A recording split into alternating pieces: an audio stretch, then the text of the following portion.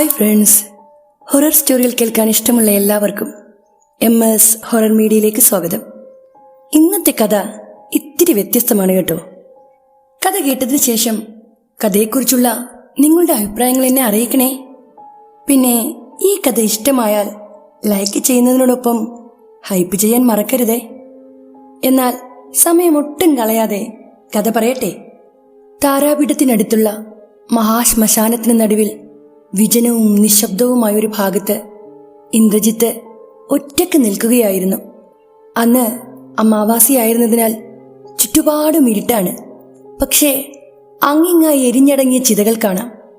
കത്തിയമർന്ന ചിതകളിൽ നിന്നുയർന്ന പുകപടലം ആ അന്തരീക്ഷത്തിൽ ആകെ നിറഞ്ഞു നിന്നിരുന്നു. നിരവധി അഘോരി സന്യാസികളും താന്ത്രികന്മാരും സാധകരും ഈ പ്രത്യേക അമാവാസിയിൽ മാതാ താരയെ മനസ്സിൽ ധ്യാനിച്ചുകൊണ്ട് ചിതകൾക്കരികിലിരുന്ന് പൂജാകർമ്മങ്ങൾ ചെയ്യുകയാണ്. ആ സന്യാസിമാരുടെ ചുറ്റിനുമായി ഒരുപാട് ആളുകൾ തടിച്ചുകൂടിയിട്ടുണ്ട്. തങ്ങൾ നേരിട്ടുകൊണ്ടിരിക്കുന്ന പലവിധ പ്രശ്നങ്ങൾക്കും പരിഹാരമാർഗം തേടാനായി വന്നെത്തിയവരാണവർ. ചമ്രം പടിഞ്ഞിരിക്കുന്ന സാധകന്മാരുടെ നാവിൽ നിന്നുയരുന്ന മന്ത്രജപങ്ങൾ മാത്രമാണ് ആ അന്തരീക്ഷത്തിൽ നിന്ന് ഉയർന്നു കേൾക്കുന്നത്. വർഷത്തിൽ ഒരു തവണയെങ്കിലും ദർശനത്തിനായി ഇന്ദ്രജിത്ത് വെസ്റ്റ് ബംഗാളിലെ താരാപീഠ് ക്ഷേത്രത്തിൽ എത്താറുണ്ട്. താരാദേവിയെ കാണണമെന്ന് മനസ്സിൽ അതിയായ ആഗ്രഹം തോന്നുമ്പോൾ പിന്നെ ഒന്നും നോക്കാതെ ഇന്ദ്രജിത്ത് ട്രെയിനിൽ കയറി രാംപൂർഹട്ട് സ്റ്റേഷനിലേക്ക് തിരിക്കും. അവൻ വളർന്നതും പഠിച്ചതും കൊൽക്കത്തയിലായിരുന്നു. ഇന്ദ്രജിത്തിന്റെ അച്ഛൻ അനന്തനാരായണന് പണ്ട് കൊൽക്കത്തയിലായിരുന്നു ജോലി. അദ്ദേഹത്തിന് അവിടെ ഒരു തുണിമില്ലുണ്ടായിരുന്നു. സത്യത്തിൽ ആ തുണിമില്ല് ഇന്ദ്രജിത്തിന്റെ മുത്തശ്ശന്റേതായിരുന്നു. അതായത് ഇന്ദ്രജിത്തിന്റെ അമ്മയുടെ അച്ഛനായ രവീന്ദ്രൻ തമ്പിയുടേതായിരുന്നു ആ മില്ല്. ആദ്യകാലങ്ങളിൽ അനന്തനാരായണൻ ആ തുണിമില്ലിലെ വെറുമൊരു പണിക്കാരൻ മാത്രമായിരുന്നു. പിന്നീട് തമ്പിയുടെ മകളായ ഉമാദേവി വിവാഹം കഴിച്ചതോടുകൂടി മില്ലിന്റെ ഉടമസ്ഥാവകാശം അനന്തനാരായണന് ലഭിച്ചു. ഇരുവരുടേതും പ്രണയവിവാഹമായിരുന്നു. 10ാം ക്ലാസ് വരെ ഇന്ദ്രജിത്ത് കുടുംബത്തോടൊപ്പം കൊൽക്കത്തയിൽ താമസിച്ചു പഠിച്ചു. മുത്തശ്ശന്റെ മരണത്തോടെ അമ്മയുടെ കുടുംബം കേരളത്തിലേക്ക് താമസം മാറ്റിയെങ്കിലും അനന്തനാരായണൻ കുറെ കാലം കൂടി കൊൽക്കത്തയിൽ താമസിച്ചു. പിന്നീട് നഷ്ടത്തിലായ തുണിമില്ല് മറ്റാർക്കോ വിറ്റ് അദ്ദേഹവും നാട്ടിലേക്ക് താമസം മാറ്റി. കുട്ടിക്കാലത്ത് ഒരു തവണ അമ്മയോടൊപ്പം താരാപീഠ് ക്ഷേത്രത്തിൽ പോയതാണ്. അതും നാട്ടിലേക്ക് പോരുന്നതിന് മുമ്പായി. അമ്മ മരിച്ചിട്ടിപ്പോൾ 8 വർഷമാകുന്നു. അമ്മയുടെ ഓർമ്മകൾ വല്ലാതെ തളർത്തുമ്പോൾ ഇവിടെ ഈ ക്ഷേത്രത്തിൽ വന്ന് മാതാ താരയെ കാണണമെന്ന് ഇന്ദ്രജിത്തിന് തോന്നും. ഇവിടെ ഈ നടന്നേരി നിന്ന് തൊഴുമ്പോൾ ഉള്ളിലെ വിഷമം മൊത്തം എവിടെയോ അപ്രത്യക്ഷമാകും. ഒരു കാർ ആക്സിഡന്റിലാണ് അമ്മ മരിച്ചത്. പിന്നീട് അങ്ങോട്ട് വർഷത്തിലൊരിക്കൽ താരാപീഠ് ക്ഷേത്രത്തിൽ വരുന്നത് അവനൊരു പതിവാക്കി. പക്ഷേ എല്ലായ്പ്പോഴും വരുന്നത് പോലെയല്ല. ഇന്ന് കനത്ത ഇരുട്ടുള്ള അമാവാസിയിൽ മഹാശ്മശാനത്തിലെ കാഴ്ചകൾ അവനെ തെല്ല് ഭയപ്പെടുത്തി.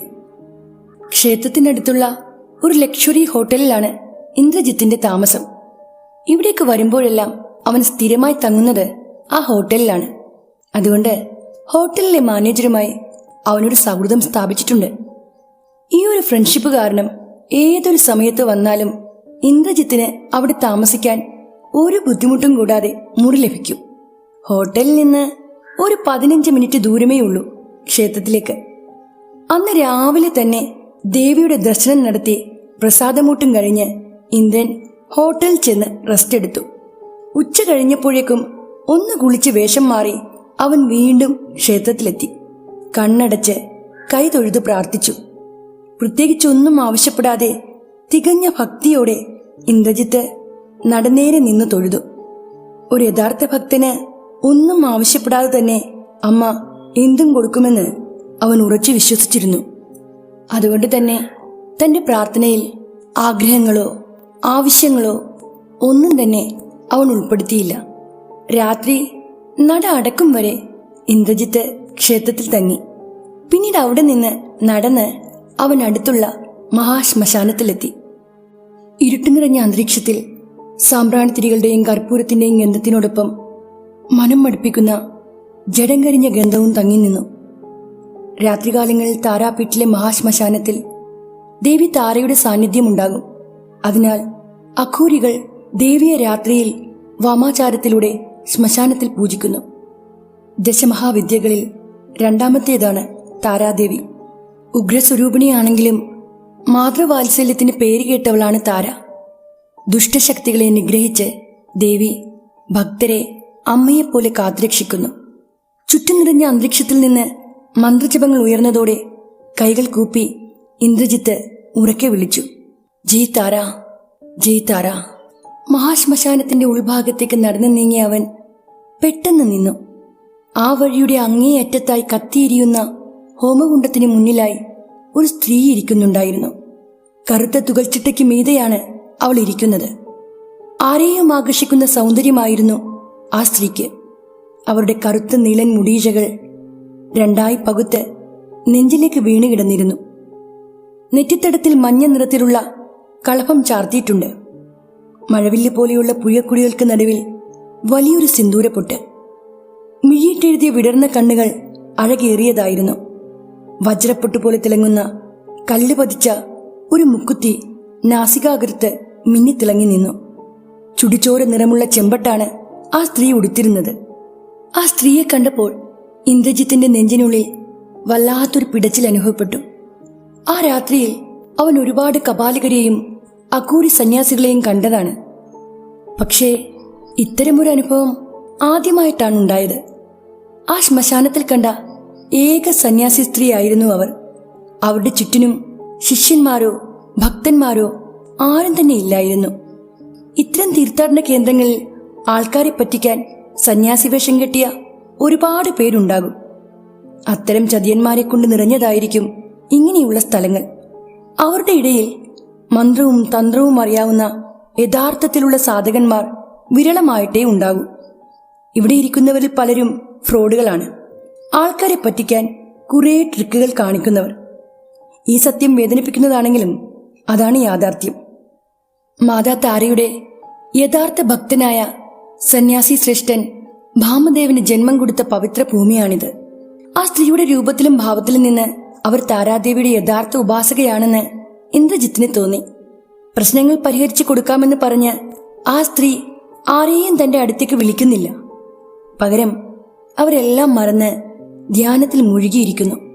അവൻ ആ സ്ത്രീയോട് ഒരു ബഹുമാനം തോന്നി. ഇന്ദ്രജിത്ത് അവിടെ നിന്ന് തിരിഞ്ഞു നടക്കാൻ ഒരുങ്ങിയതും പിന്നിൽ നിന്ന് ഒരു ശബ്ദം കേട്ടു. എല്ലാവരും കപടഭക്തന്മാരല്ല. അമ്മയുടെ യഥാർത്ഥ ഭക്തന്മാർ ചിലർ ഇക്കൂട്ടത്തിലുണ്ട്. ആ ശബ്ദം കേട്ട് തിരിഞ്ഞ് അവനൊന്ന് ഞെട്ടി. എന്തെന്നാൽ അവിടെ ഇരുന്ന ആ സ്ത്രീയുടെ നാവിൽ നിന്ന് കേട്ട ശബ്ദം അത് പൂർണ്ണമായും ഒരു പുരുഷന്റെ ശബ്ദമായിരുന്നു. വിസ്മയം നിറഞ്ഞ അവന്റെ കണ്ണുകളിലേക്ക് നോക്കിക്കൊണ്ട് ആ സ്ത്രീ ഒന്ന് പുഞ്ചിരിച്ചു. പിന്നീട് അതേ പുരുഷ ശബ്ദത്തിൽ തുടർന്ന് സംസാരിച്ചു. അതെ, നീ ഊഹിച്ചത് ശരി തന്നെയാണ്. ഞാനൊരു കിന്നരനാണ്, 3-ാം ലിംഗത്തിൽപ്പെട്ട ഒരു വ്യക്തി. വരൂ, എന്റെ അടുത്ത് വന്നിരിക്കൂ. ആദ്യം നിങ്ങൾ എന്നോട് എന്താണോ പറയാൻ ആഗ്രഹിച്ചത് അത് പറയൂ. തീർച്ചയായും. പക്ഷെ എന്തിനാണ് നീ വെപ്രാളപ്പെടുന്നത്? എന്റെ അരികിൽ വന്നിരിക്കൂ. നിനക്കെന്താ എന്നെ പേടിയാണോ? ഇല്ല, എനിക്ക് പേടിയില്ല. അങ്ങനെ പറഞ്ഞുകൊണ്ട് ഇന്ദ്രജിത്ത് അവരുടെ അരികിൽ ചെന്നിരുന്നു. ആളുകൾ അയിത്തമുള്ളവരെ പോലെയാണ് ഞങ്ങളെ കാണുന്നത്. അതുപോലെ തന്നെ ഞങ്ങളുടെ അരികിലേക്ക് വരാനും അവർ ആഗ്രഹിക്കുന്നില്ല. പക്ഷെ നിങ്ങളെപ്പോലെ തന്നെ ഞങ്ങളെയും ദൈവം ചോരയും മാംസവും കൊണ്ട് നിർമ്മിച്ചതാണ്. പിന്നെ എന്തിനാണ് ഭയക്കുന്നത്? പലരും ചിന്തിക്കുന്നത് ഞങ്ങൾ അശുദ്ധരായ എന്തോ ഒന്നാണെന്നാണ്. പക്ഷേ അവർ വിഡ്ഢികളാണ്. ഞങ്ങളെയും സൃഷ്ടിയുടെ മാതാവ് തന്നെയാണ് സൃഷ്ടിച്ചിരിക്കുന്നത്. അതുകൊണ്ട് ഞങ്ങളെ അപമാനിച്ചാൽ അത് അമ്മയെ അപമാനിക്കുന്നതിന് തുല്യമാണ്. പക്ഷെ എത്ര പേരാണ് അത് മനസ്സിലാക്കുന്നത്? താരാപീഠത്തിലെ ഈ മഹാശ്മശാനത്തിൽ എന്നെ കണ്ടപ്പോൾ നിന്റെ കണ്ണുകളിലുണ്ടായത് ഭയത്തിനേക്കാൾ ഉപരി ജിജ്ഞാസയാണ്. അതെ, അത് ഞാൻ സമ്മതിക്കുന്നു. ഇവിടെ ഒറ്റയ്ക്കിരുന്ന് അമ്മയെ മാത്രം മനസ്സിൽ ധ്യാനിച്ചുകൊണ്ട് ഉപാസനയിൽ മുഴുകിയിരിക്കുന്ന നിങ്ങളെ കണ്ടപ്പോൾ എനിക്ക് അതിശയവും ജിജ്ഞാസയും ഉണ്ടായി. അതിലെന്താണ് ഇത്രയ്ക്ക് അതിശയിക്കാനിരിക്കുന്നത്? സാധാരണക്കാരെ പോലെ തന്നെ ഞങ്ങൾക്കും ദൈവത്തെ ആരാധിക്കാൻ സാധിക്കില്ലേ? ഇവിടുത്തെ ജനസമൂഹമാണ് അവരുടെ സൗകര്യമനുസരിച്ച് മനുഷ്യരെ സ്ത്രീ ജാതിയെന്നും പുരുഷ ജാതിയെന്നും രണ്ടായി വേർതിരിച്ചിരിക്കുന്നത്. പക്ഷേ ദൈവത്തിന്റെ സൃഷ്ടിയിൽ ലിംഗാടിസ്ഥാനത്തിൽ 2ൽ കൂടുതൽ ജാതികളുണ്ട്. ഞങ്ങളെ നിങ്ങൾക്ക് സ്ത്രീയെന്നോ പുരുഷനെന്നോ അല്ലെങ്കിൽ കിന്നരനെന്നോ വിളിക്കാം. പിന്നീട് അവരുടെ മുഖത്ത് ഗൗരവം നിറഞ്ഞു. ഞാൻ നിന്നെ ഇവിടേക്ക് വിളിച്ചതിന്റെ കാരണം എന്താണെന്ന് ഇനി പറയാം. വലിയൊരു അപകടം നിന്റെ ജീവിതത്തിൽ സംഭവിക്കാൻ പോകുന്നു. നരകത്തിന്റെ ഇരുട്ടിൽ നിന്ന് പക വീട്ടാനായി ആരോ ജന്മമെടുത്തിരിക്കുന്നു. വിധി നിന്നെ ആ അപകടത്തിലേക്ക് നയിക്കും. നീ സ്വയം ഒരു തെറ്റും ചെയ്തിട്ടില്ല. ആ ശിക്ഷ നിനക്ക് വേണ്ടിയിട്ടുള്ളതല്ല. എങ്കിലും സമയം അടുക്കുമ്പോൾ നിങ്ങളെ എല്ലാവരെയും അത് നശിപ്പിക്കും. ഇതെടുത്തോളൂ. ആ യോഗിനി ഒരു നീല ചരട് ഇന്ദ്രജിത്തിന് നേർക്ക് നീട്ടി. നിന്റെ വലത് കൈത്തണ്ടയിൽ ഈ രക്ഷ കെട്ടിക്കോളൂ. സദാസമയവും ഇത് നിന്റെ കയ്യിൽ ഉണ്ടാവണം. എന്തൊക്കെ സംഭവിച്ചാലും നീ ഇത് സ്വയം അഴിച്ചു മാറ്റരുത്. അപകടം ഒഴിഞ്ഞു പോകുമ്പോൾ ഇത് സ്വയം അഴിഞ്ഞു വീഴുന്നതാണ്. ഇത് കയ്യിലുള്ളപ്പോൾ നിനക്കൊന്നും തന്നെ സംഭവിക്കില്ല. ഇന്ദ്രജിത്ത് നെറ്റി ചുളിച്ചു. നിങ്ങൾ പറഞ്ഞത് എനിക്ക് മനസ്സിലായില്ല. ആരാണ് നരകത്തിൽ നിന്ന് പ്രവീടുക്കുന്നത്? ആരാണ് തെറ്റ് ചെയ്തത്? ഈ നീലച്ചരടിന് എന്നെ എങ്ങനെ രക്ഷിക്കാനാവും? ഇത് നീ വിചാരിക്കുന്നത് പോലെ ഒരു സാധാരണ ചരടല്ല. ഈ ചരടിൽ അമ്മയുടെ അനുഗ്രഹമുണ്ട്. ഇത് നീ കയ്യിൽ കെട്ടിക്കോളൂ. അപകട സമയത്ത് ഈ നീലച്ചരടിന്റെ ശക്തി നീ സ്വയം മനസ്സിലാക്കുന്നതാണ്. ഇന്ദ്രജിത്ത് അല്പനേരത്തേക്ക് ചിന്തയിൽ മുഴുകി. സത്യത്തിൽ എനിക്ക് അവരോട് ഏറെ ബഹുമാനം തോന്നിയതാണ്. പണം തട്ടാനുള്ള ഒരു ഉഡായിപ്പായിരിക്കാം ഇവരുടെ ഈ ചരട്. ആ സമയം ആ കിന്നരൻ ഉറക്കെ ചിരിച്ചു. പണം കൊണ്ട് ഞാൻ എന്ത് ചെയ്യാനാണ്? സന്യാസത്തിന്റെ പാത സ്വീകരിച്ച ആ സമയത്ത് തന്നെ എല്ലാ സമ്പത്തും ത്യജിച്ചവളാണ് ഞാൻ. നിഷ്കളങ്കരായ ആളുകളെ അപകടങ്ങളിൽ നിന്ന് രക്ഷിക്കാനായി എന്റെ ഈ ജന്മം അമ്മയുടെ പാദങ്ങളിൽ അർപ്പിച്ചിരിക്കുകയാണ്. പണം തട്ടാനുള്ള മാർഗമായിട്ടാണോ നീ അതിനെ കണ്ടത്? കിന്നരന്റെ വാക്കുകൾ കേട്ട് ഇന്ദ്രജിത്ത് അന്തിച്ചു നിന്നുപോയി. ഞാൻ മനസ്സിലോർത്ത കാര്യങ്ങൾ എങ്ങനെയാണ് ഇവർക്ക് അറിയാൻ കഴിഞ്ഞത്? ആളുകളുടെ മനസ്സ് വായിക്കാൻ എനിക്ക് കഴിയും. അവന്റെ നാവിൽ നിന്ന് വീഴാത്ത ആ ചോദ്യത്തിനും ചിരിച്ചുകൊണ്ട് അവർ മറുപടി പറഞ്ഞു. എന്റെ മുന്നിൽ വന്ന് നിൽക്കുന്ന ഏതൊരാളിന്റെയും ഭാവിയും ഭൂതവും വർത്തമാനവും എല്ലാം കണ്ണടച്ചു തുറക്കുന്ന ഒരു നിമിഷം കൊണ്ട് എനിക്കറിയാനാവും. ഈ ചരട് സ്വയം അഴിഞ്ഞ് താഴെ വീഴുന്നതുവരെ ഇത് നിന്റെ കയ്യിലുണ്ടാകണം. ഇക്കാര്യം നീ പ്രത്യേകം ഓർത്തോളൂ. ഒരു പ്രത്യേക താളത്തിൽ അവർ തന്റെ കൈകൊട്ടി ശബ്ദമുണ്ടാക്കി. ശേഷം വളരെ പതുക്കെ ചില മന്ത്രങ്ങൾ 3 തവണ ഓതിക്കൊണ്ട് ഇന്ദ്രജിത്തിന്റെ വലത് കൈത്തണ്ടയിൽ ആ നീല ചരട് മുറുക്കെ കെട്ടി. എന്തായാലും ഈ ചരട് എന്റെ കയ്യിൽ കെട്ടുന്നതുകൊണ്ട് എന്ത് ദോഷം സംഭവിക്കാനാ? അവൻ അങ്ങനെയൊന്നും ചിന്തിച്ചപ്പോഴേ അവന്റെ മനസ്സ് വായിച്ചതുപോലെ ആ കിന്നരൻ ഇന്ദ്രനെ നോക്കി പുഞ്ചിരിച്ചു.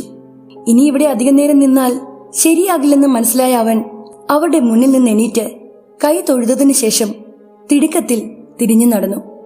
അല്പം മുന്നോട്ട് ചുവടുകൾ വെച്ചതിനു ശേഷം ഇന്ദ്രൻ പെട്ടെന്ന് എന്തോ ഓർത്തതുപോലെ ഒന്ന് തിരിഞ്ഞു നോക്കി. അവൻ ആകെ പകച്ചുപോയി. ധ്യാനത്തിൽ മുഴുകിയ കിന്നരന്റെ തൊട്ട് പിന്നിലായി 2 ഭീമാകാര രൂപങ്ങൾ പ്രകടമായി. അസാധാരണ വലിപ്പമുള്ള 2 ചെന്നായ്ക്കൾ. അവറ്റകളുടെ കണ്ണുകൾ ആ അരണ്ട വെളിച്ചത്തിൽ മരതക കല്ലുപോലെ. കാഴ്ചയിൽ ആ ജീവികൾ ചെന്നായ്ക്കളെ പോലെ തോന്നിച്ചെങ്കിലും മറ്റേതോ ലോകത്തിൽ നിന്ന് വന്ന ജീവികളെ പോലെ അവയുടെ ശരീരത്തിന് ചുറ്റും ഒരു പച്ചപ്രകാശം നിറഞ്ഞു നിന്നിരുന്നു. മാംസവും രക്തവുമുള്ള ഒരു സാധാരണ മൃഗമല്ലായിരുന്നു അവറ്റകൾ. നടുങ്ങിപ്പോയ അവൻ ഒട്ടും സമയം കളയാതെ വെട്ടിത്തിരിഞ്ഞ് മുന്നോട്ട് നടന്നു. പക്ഷേ ഒരു തവണ കൂടി തിരിഞ്ഞു നോക്കാതിരിക്കാൻ അവനായില്ല. ഭയപ്പാടോടെ ഇന്ദ്രൻ വീണ്ടും പിന്നിലേക്ക് തിരിഞ്ഞു നോക്കിയപ്പോൾ ചെന്നായ്ക്കളെപ്പോലെ തോന്നിച്ച ആ 2 ജീവികളും ആ കിന്നരനും കർപ്പൂരത്തിൽ നിന്നുയരുന്ന ധൂമപടലം പോലെ വായുവിൽ ലയിച്ചു ചേർന്ന് അപ്രത്യക്ഷമാകുന്നത് ഇന്ദ്രജിത്ത് ഒരു നടുക്കത്തോടെ കണ്ടുനിന്നു. നീ തിരക്കിലാണോ ഇന്ദ്ര? മുറിക്കുപുറത്ത് നിൽക്കുന്ന അച്ഛനെ കണ്ടുകൊണ്ടാണ് ഇന്ദ്രൻ താൻ എഴുതിക്കൊണ്ടിരിക്കുന്ന പുസ്തകത്തിൽ നിന്ന് കണ്ണുകൾ ഉയർത്തിയത്. ഏയ്, അത്ര തിരക്കൊന്നുമില്ല. അടുത്തു തന്നെ പബ്ലിഷ് ചെയ്യാനുള്ള 1-2 ബുക്കുകളുടെ എഴുത്തുകുത്തുകളിലായിരുന്നു. അച്ഛനെന്തോ പറയാനുള്ള ഒരുക്കത്തിലാണെന്ന് ഇന്ദ്രജിത്തിന് മനസ്സിലായി. അയാൾ ആ മുറിയിലെ സോഫയിലേക്ക് ചാഞ്ഞിരുന്നു കൊണ്ട് മെല്ലെ പറഞ്ഞു തുടങ്ങി. നീ ഇത് എന്തിനുള്ള പുറപ്പാടിലാ? എനിക്ക് നിന്നെ അങ്ങനെ മനസ്സിലാകുന്നില്ല. ഇനിയും ഇങ്ങനെ തന്നെ മുന്നോട്ട് പോകാനാണോ നിന്റെ തീരുമാനം? അച്ഛൻ എന്താ പറഞ്ഞു വരുന്നതെന്ന് എനിക്കും മനസ്സിലായില്ല. മനസ്സിലാകാഞ്ഞിട്ടാണോ അതോ മനസ്സിലാക്കാൻ ആഗ്രഹിക്കാഞ്ഞിട്ടാണോ നിന്റെ എഴുത്തുകുത്ത് പരിപാടികൾ നിർത്തിക്കോണമെന്ന് ഞാൻ എത്ര തവണയാണ് നിന്നോട് പറഞ്ഞിരിക്കുന്നത്? വലിയൊരു ബിസിനസ്സാണ് ഞാൻ നോക്കി നടത്തുന്നത്. ഇനി അത് നോക്കി നടത്തേണ്ടത് നിന്റെ ഉത്തരവാദിത്തമാണ്. പക്ഷേ നിനക്കിതിലൊന്നും യാതൊരു ഇൻട്രസ്റ്റുമില്ല. എനിക്ക് പ്രായമായി വരികയാണ്. എന്റെ സ്വത്തുക്കൾക്കെല്ലാം ഏക അവകാശി നീയാണ്. ഈ ഉത്തരവാദിത്തങ്ങളിൽ നിന്ന് നീ ഇങ്ങനെ ഒളിച്ചോടാൻ തുടങ്ങിയാൽ ഞാൻ എന്താ ചെയ്യുക? അനന്തനാരായണൻ തെല്ല് ദേഷ്യത്തിൽ തന്റെ മകനെ നോക്കി. അച്ഛാ, എനിക്കിതൊന്നും ഇഷ്ടമല്ലെന്ന് അച്ഛൻ അറിയാവുന്ന കാര്യമാണ്. എനിക്കിനിയും ഒത്തിരി എഴുതണം. ഈ ജോലി കൊണ്ട് അല്പം പണമേ സമ്പാദിക്കാനാവൂ, അതെനിക്കറിയാം. പക്ഷേ ഈ ബിസിനസ് അതെനിക്ക് ഒട്ടും ഇഷ്ടമല്ല. മറിച്ച് എഴുത്ത്, അത് ഞാൻ ആസ്വദിച്ച് ചെയ്യുന്ന ജോലിയാണ്. അനന്തനാരായണന്റെ കണ്ണുകൾ ചുവന്നു. എന്നിട്ടും തന്നെ ഉള്ളിലെ ദേഷ്യത്തെ പുറത്തു ചാടാൻ അനുവദിക്കാതെ അല്പം മയത്തിൽ അയാൾ മകനോട് പറഞ്ഞു, വീണ്ടും വീണ്ടും അസംബന്ധം വിളിച്ചു പറയരുത്. ജീവിതകാലം മൊത്തം ഇങ്ങനെ അങ്ങ് ജീവിക്കുവാൻ നിനക്ക് കഴിയില്ല. ഇങ്ങനെ മാന്ത്രിക നോവലുകളും തുടർക്കഥകളും എഴുതി നടന്നാൽ നിനക്ക് എന്ത് കിട്ടാനാ?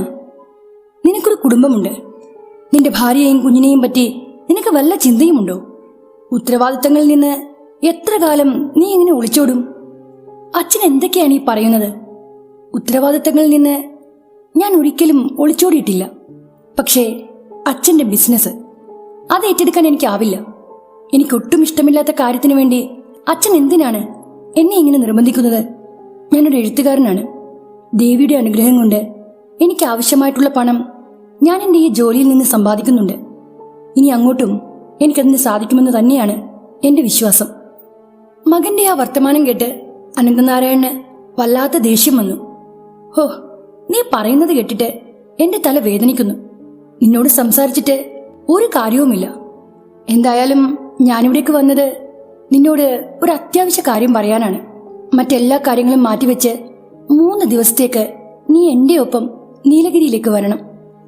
അവിടെയുള്ള എസ്റ്റേറ്റ് ബംഗ്ലാവും തേയിലത്തോട്ടവും ഞാൻ വിൽക്കാൻ പോവുകയാണ്. ആ പ്രോപ്പർട്ടി വാങ്ങാൻ ഒരാൾ തയ്യാറായിട്ടുണ്ട്. എല്ലാ ഡീലിങ്ങും അവിടെ വെച്ച് പൂർത്തിയാക്കുന്നതായിരിക്കും നല്ലത്. നിനക്കൊന്നും നോക്കി നടത്താൻ വയ്യല്ലോ. അപ്പോൾ പിന്നെ അത് വിറ്റ് പണമാക്കുന്നതാ എന്തുകൊണ്ടും മെച്ചം. ഇന്ന് വൈകിട്ട് പോകണം. അനന്തനാരായണൻ എന്തോ പിറുപിറുത്തുകൊണ്ട് അകത്തു നിന്ന് പുറത്തേക്ക് ഇറങ്ങിപ്പോയി. ഇന്ദ്രജിത്തിന്റെ വിവാഹം കഴിഞ്ഞിട്ട് 3 വർഷമാകുന്നു. 1.5 വയസ്സായ ഒരു മോളും അവനുണ്ട്. അവന്റെ അച്ഛനായ അനന്തനാരായണന് പല സ്ഥലത്തും തുണിമില്ലുകളുണ്ട്. അതുകൂടാതെ നിരവധി സ്ഥലങ്ങളും. നീലഗിരിയിലെ തേയിലത്തോട്ടവും എസ്റ്റേറ്റും അവന്റെ അമ്മയുടെ പേരിലുള്ള പ്രോപ്പർട്ടി ആയിരുന്നു. പിന്നീട് അവരത് ഭർത്താവിന്റെ പേരിലേക്ക് മാറ്റി എഴുതി. തന്റെ അച്ഛന്റെ കൈവശം കണക്കില്ലാത്ത സ്വത്തും പണവും ഉണ്ടെന്ന് ഇന്ദ്രൻ അറിയാം. പക്ഷേ അതെല്ലാം അയാൾ ചതിയിലൂടെ സമ്പാദിച്ചതാണെന്നും അവനറിയാം. അച്ഛന്റെ ബിസിനസ് ഏറ്റെടുക്കുക എന്നതിനർത്ഥം ആ കുതന്ത്രങ്ങളും ചതിയും ഏറ്റെടുക്കുക എന്നതാണ്. സത്യസന്ധനായ ഒരു വ്യക്തിയായി ജീവിക്കണമെന്നതാണ് ഇന്ദ്രന്റെ അമ്മ അവനെ പഠിപ്പിച്ചത്. ചതിയിലൂടെ പണം സമ്പാദിക്കുന്നത് പാപമാണെന്ന് അവൻ ഉറച്ചു വിശ്വസിക്കുന്നു. മലയാളത്തിലെ അറിയപ്പെടുന്ന ഒരു മാന്ത്രിക നോവലിസ്റ്റാണ് അവൻ ഇന്ന്. ചതിപ്രയോഗത്തിലൂടെ സമ്പാദിച്ച പണമാണെന്ന് അറിയാവുന്നതുകൊണ്ട് അച്ഛന്റെ കയ്യിൽ നിന്ന് ഒരു നയാ പൈസ പോലും ഇന്ദ്രൻ വാങ്ങാറില്ല. അച്ഛനെക്കുറിച്ചുള്ള ചിന്തകളിൽ അവനങ്ങനെ മുഴുകിയിരുന്നപ്പോഴാണ് അവന്റെ ഭാര്യ ശ്രീജ അകത്തേക്ക് കയറി വന്നത്. ഏട്ടന്റെ മുഖം എന്താണ് വല്ലാണ്ടിരിക്കുന്നത്? അച്ഛൻ ഇവിടുന്ന് മുഖവും വീർപ്പിച്ചുകൊണ്ട് ഇറങ്ങിപ്പോകുന്നത് കണ്ടല്ലോ. എന്താ കാര്യം? ശ്രീജയുടെ ചോദ്യം കേട്ട് ഇന്ദ്രൻ വിഷമത്തോടെ പറഞ്ഞു, ബിസിനസ് നോക്കണമെന്നല്ലാതെ അച്ഛൻ എന്താ എന്നോട് പ്രത്യേകിച്ച് പറയാനുള്ളത്? എന്നിട്ട് ഇന്ദ്രേട്ടൻ എന്തു പറഞ്ഞു? എപ്പോഴും പറയാറുള്ളത് തന്നെ ഞാൻ ഇപ്പോഴും പറഞ്ഞു. എനിക്ക് എന്താണോ ഇഷ്ടം ഞാൻ അതേ ചെയ്യൂ. അതൊക്കെ അവിടെ നിൽക്കട്ടെ. ഞാനൊരു കാര്യം ചോദിച്ചാൽ നീ സത്യം പറയുമോ? ചോദ്യഭാവത്തിൽ ശ്രീജ ഇന്ദ്രനെ നോക്കി. നീ എനിക്കൊപ്പം ഹാപ്പിയാണോ? എന്റെ അച്ഛനെ പോലെ ഞാൻ ഒത്തിരി പണമൊന്നും സമ്പാദിക്കുന്നില്ലെന്ന് എനിക്കറിയാം. എഴുത്തിലൂടെ കിട്ടുന്നത് ചെറിയൊരു വരുമാനമാണ്. അതുകൊണ്ട് ബുദ്ധിമുട്ടില്ലാതെ ജീവിക്കാം, അത്രമാത്രം. അതാ ഞാൻ നിന്നോട് ചോദിച്ചത്, നീ ഹാപ്പിയാണോ എന്ന്. ഇന്ദ്രന്റെ ചോദ്യം കേട്ട് ശ്രീജിയുടെ കണ്ണുകൾ ഈറനായി. ഇതെന്തൊരു ചോദ്യമാണ്? ചേട്ടന്റെ വരുമാനം കൊണ്ടാണോ സ്നേഹം അളക്കേണ്ടത്? ബിസിനസ്സുകാരനായ ഇന്ദ്രന്റെ ഭാര്യയാണെന്ന് അറിയപ്പെടുന്നതിനേക്കാളും എഴുത്തുകാരനായ ഇന്ദ്രന്റെ ഭാര്യയാണെന്ന് അറിയപ്പെടുന്നതാണ് എനിക്കിഷ്ടം. പിന്നെ ഏത് ജോലി ചെയ്യുന്നതിലൂടെയാണ് മനസ്സിന് ആനന്ദം ലഭിക്കുക, ആ ജോലി ചെയ്യുക. അത് നേർവഴിയിലൂടെ ഉള്ളതാകണമെന്ന് മാത്രം. ഇന്ദ്രൻ ശ്രീജയെ തന്റെ നെഞ്ചോട് ചേർത്ത് നിർത്തി അവളുടെ നെറ്റിയിൽ ചുംബിച്ചു. അവൾ അങ്ങനെ പറയൂ എന്ന് അവൻ അറിയാമായിരുന്നു. അത്രത്തോളം ഇന്ദ്രൻ അവളെ മനസ്സിലാക്കിയിരുന്നു. അല്ലെങ്കിലും ശ്രീജ അവനെ എപ്പോഴും സപ്പോർട്ടേ ചെയ്തിട്ടുള്ളൂ. തൊട്ടപ്പുറത്തെ മുറിയിൽ കിടന്നുറങ്ങുന്ന കുഞ്ഞിന്റെ അടുത്തേക്ക് പോകാൻ അവൾ തിടുക്കം കൂട്ടിയപ്പോൾ ഇന്ദ്രൻ അച്ഛൻ പറഞ്ഞ പ്രധാനപ്പെട്ട കാര്യം കൂടി അവളോട് പറഞ്ഞു. ഇന്ന് വൈകിട്ട് നീലഗിരിയിലെ എസ്റ്റേറ്റിലേക്ക് ഞാൻ അച്ഛൻ്റെ ഒപ്പം ചെല്ലണമെന്ന് പറയാനാ അച്ഛൻ വന്നത്. അവിടുത്തെ ആ എസ്റ്റേറ്റ് വാങ്ങാനായി ഒരാൾ തയ്യാറായിട്ടുണ്ടെന്നാ പറഞ്ഞത്. ഒരു 3 ദിവസം അവിടെ താമസിക്കേണ്ടി വരും. അപ്പോ അത്രയും ദിവസം ഞാനും കുഞ്ഞും ഇവിടെ ഒറ്റയ്ക്ക് താമസിക്കണോ? ഞങ്ങളെയും കൊണ്ടുപോകണം. ഞാൻ ആ എസ്റ്റേറ്റ് ബംഗ്ലാവ് കണ്ടിട്ടില്ല. ഇനിയിപ്പോ അത് വിൽക്കുകയാണെങ്കിൽ അവിടുത്തെ ആ വീടും സ്ഥലവും കാണാനൊരവസരം ഇനി കിട്ടുകയുമില്ല. അതിനാൽ എന്നെയും അവിടേക്ക് കൊണ്ടുപോകണം. ശരി, മോള് ജനിച്ചിട്ട് നമ്മൾ ഒരുമിച്ച് ഒരു ട്രിപ്പിനും പോയിട്ടില്ലല്ലോ. ഇതൊരു നല്ലൊരു ചാൻസാണ്. നീ ബാഗ് പാക്ക് ചെയ്തോളൂ. ഞാൻ ഇക്കാര്യം അച്ഛനോട് പറഞ്ഞോളാം. അങ്ങനെ പിറ്റേ ദിവസം വൈകിട്ടോടുകൂടി ഇന്ദ്രനും കുടുംബവും നീലഗിരിയിലെ ആ എസ്റ്റേറ്റ് ബംഗ്ലാവിലെത്തി. ചുവന്നു തൊടുത്ത ആകാശം കണ്ട് ശ്രീജ അത്ഭുതപ്പെട്ടു. സിറ്റിയിൽ നിന്ന് മാറി ഒറ്റപ്പെട്ടൊരു സ്ഥലത്താണ് എസ്റ്റേറ്റ് ബംഗ്ലാവ് സ്ഥിതി ചെയ്യുന്നത്. തേയിലത്തോട്ടത്തിന് നടുവിലാണ് ആ ബംഗ്ലാവ്. അത് കാണാൻ ഒരു പ്രത്യേക ഭംഗിയുണ്ടായിരുന്നു. വർഷങ്ങളായിട്ട് വേലിച്ചാമി എന്നു പേരുള്ള ഒരു കെയർടേക്കറാണ് ആ ബംഗ്ലാവിലെ കാര്യങ്ങളെല്ലാം നോക്കി നടത്തുന്നത്. ഏകാന്തമായ ഒരു സ്ഥലത്ത് വന്ന് പ്രകൃതി സൗന്ദര്യമൊക്കെ ആസ്വദിച്ച് ജീവിക്കാൻ ആഗ്രഹിക്കുന്നവർക്ക് ഈ എസ്റ്റേറ്റ് ബംഗ്ലാവ് വലിയ ഇഷ്ടമാകും. കാരണം അവിടെ നിന്ന് ഒരു 5 കിലോമീറ്ററിന് അപ്പുറമാണ് ഒരു ഗ്രാമമുള്ളത്. എസ്റ്റേറ്റിന് വടക്ക് ഭാഗത്ത് കൊടുങ്കാടാണ്. ബാക്കിയുള്ള സ്ഥലത്ത് തേയിലത്തോട്ടങ്ങളും. മുറികളെല്ലാം തന്നെ ഭംഗിയേറിയതും വൃത്തിയുള്ളതുമായിരുന്നു. രാത്രിയിലേക്കുള്ള ആഹാരം തയ്യാറാക്കി വെച്ചതിന് ശേഷമാണ് വേലിച്ചാമി മടങ്ങിപ്പോയത്. യാത്രാക്ഷീണം ഉണ്ടായിരുന്നതുകൊണ്ട് ഭക്ഷണം കഴിച്ചു കഴിഞ്ഞ് എല്ലാവരും നേരത്തെ തന്നെ കിടന്നു. ഫ്രണ്ട് വശത്തെ ഹാളിനോട് ചേർന്നുള്ള റൂമിലാണ് ഇന്ദ്രനും ശ്രീജയും കുഞ്ഞും കിടന്നത്. 2 നിലകളുള്ള ബംഗ്ലാവിന്റെ ഏറ്റവും അറ്റത്തെ മുറിയിൽ അനന്തനാരായണനും. ഇന്ദ്രേട്ടാ, ഒന്ന് എണീറ്റേ, എനിക്കൊന്ന് ബാത്റൂമിൽ പോകണം. ഒരു പാതിര ആയപ്പോഴേക്കും ശ്രീജ ഒരു വല്ലായ്മയോടെ ഉറക്കം വിട്ടെണീറ്റു. ചുമരിലെ ക്ലോക്കിൽ മണി 2 ആകാറായിരുന്നു. പലതവണ അവൾ ഇന്ദ്രനെ തട്ടി വിളിച്ചു. പക്ഷേ അവൻ ഗാഢമായ ഉറക്കത്തിലായിരുന്നു. അതിനാൽ ഉറക്കത്തിൽ ശല്യം ചെയ്യണ്ടല്ലോ എന്നോർത്ത് ശ്രീജ പതുക്കെ ബെഡിൽ നിന്ന് എണീറ്റു. ഹാളിലെ ലൈറ്റ് തെളിച്ചെങ്കിലും അവൾ തലക്കിലിരുന്ന് ടോർച്ച് എടുക്കാൻ മറന്നില്ല. ആ ഹാളിന് മുന്നിലുള്ള വരാന്തയുടെ അങ്ങേയറ്റത്താണ് ബാത്റൂം. മെയിൻ ഡോർ അടഞ്ഞു കിടക്കുന്നത് കൊണ്ട് അവൾക്ക് പ്രത്യേകിച്ച് ഒരു ഭയവും തോന്നിയില്ല. ആ ഭാഗത്ത് കണ്ട ബൾബുകൾ തെളിച്ചുകൊണ്ട് ശ്രീജ മുന്നോട്ട് നടന്നു. വരാന്തയുടെ പല ഭാഗങ്ങളിൽ നിന്നും ബൾബുകളുടെ മഞ്ഞ വെളിച്ചം കാണാം. ആ സമയത്താണ് ശ്രീജ ഒരു കാര്യം ശ്രദ്ധിച്ചത്. വോൾട്ടേജ് ലോ ആയതുപോലെ ബൾബുകളെല്ലാം വളരെ മങ്ങിയാണ് കത്തി നിന്നത്. ബാത്റൂമിൽ പോയി പുറത്തേക്കിറങ്ങിയ സമയത്ത് വലതുവശത്തുള്ള വലിയ ഗ്ലാസ് വിൻഡോയിൽ ശ്രീജയുടെ കണ്ണുകൾ ഉടക്കിയതും അവൾ ആകെ മരച്ചുപോയി. പുറത്ത് ജനാലയ്ക്കപ്പുറം ആരോ നിൽക്കുന്നു. അകത്ത് വെട്ടമുണ്ടായിരുന്നെങ്കിലും പുറത്ത് നേരിയ നിലാവെളിച്ചം മാത്രമേ ഉണ്ടായിരുന്നുള്ളൂ. ആ അരണ്ട വെളിച്ചത്തിൽ ചില്ലുജാലകത്തിനപ്പുറം ഒരു മുഖം തെളിഞ്ഞു നിൽക്കുന്നു. ജനൽ ചില്ലിലേക്ക് മുഖം പതിപ്പിച്ചാണ് ആ രൂപം നിൽക്കുന്നത്. അതിന്റെ നോട്ടം ശ്രീജയുടെ നേർക്കായിരുന്നു. ആരാ അത്? അവളുടെ ശബ്ദം വിറച്ചു.